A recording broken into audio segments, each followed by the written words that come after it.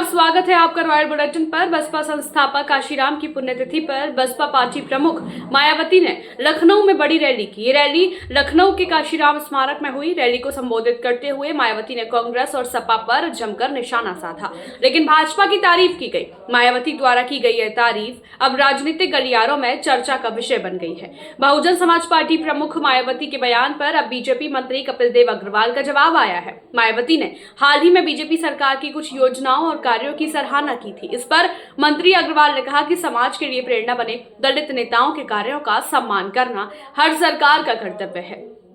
यह सरकार का कर्तव्य है कि मायावती जी, पूज्य काशीराम जी और आदरणीय डॉक्टर भीमराव अंबेडकर जी द्वारा किए गए कार्यों को संरक्षित और सुरक्षित रखा जाए।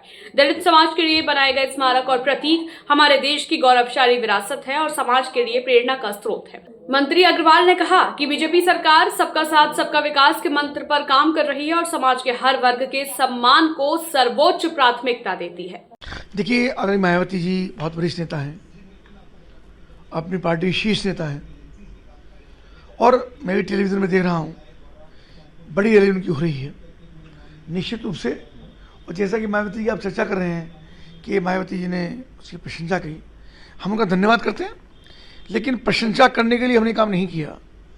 इस सरकार की जिम्मेदारी है कि मायावती जी ने, आदरणीय काशीराम जी ने, आदरणीय डॉक्टर भीमराव अम्बेडकर जी ने जो मार्ग समाज को देने का काम किया,